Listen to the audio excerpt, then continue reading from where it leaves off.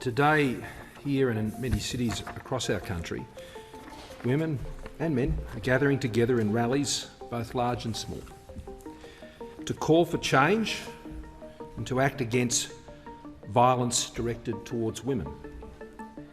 It is good and right, Mr. Speaker, that so many are able to gather here in this way, whether in our capital or elsewhere, and to do so peacefully to express their concerns and their very genuine and real frustrations. This is a vibrant liberal democracy, Mr. Speaker. Not far from here, such marches, even now, are being met with bullets, but not here in this country, Mr. Speaker. Not here in this country. In the Parliament House, in the colours of the Ukrainian flag, Yes. in support of the Ukrainian people and what's going on there, which is just gorgeous and wonderful and brilliant. The beautiful support that is for the Ukrainian people, and so it should be. I was also considering the invasion of Afghanistan, Iraq, Palestine. What are your thoughts on something to, for the support of the people who are in the same circumstances, if not worse, because their voice is not being heard? Yes. Well, certainly there is the opportunity. We at least can have these discussions in Australia. And that people don't find themselves in trouble for raising. Am I in trouble, Chief Minister, for asking the question? What is democracy? Speaking, questioning, especially to powers in authority.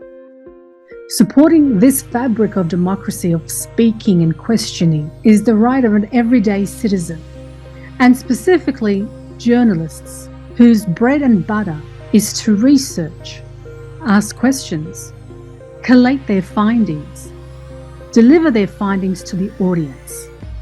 So when we hear or experience comments from authority that undermine the fabric of democracy by pushing back with the narrative of, well, aren't you lucky you get to ask this question or to protest because you live in Australia and not another part of the world that prevents questioning or taking action? Yes, I am lucky, because it's the same luck that allows you to become an elected member of Parliament, and that luck is called democracy.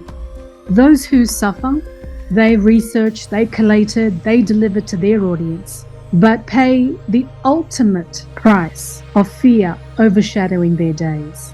So these murmurings that aren't you lucky, it's a call to be aware that the citizen's greatest ally in a democracy is to speak and question without fear.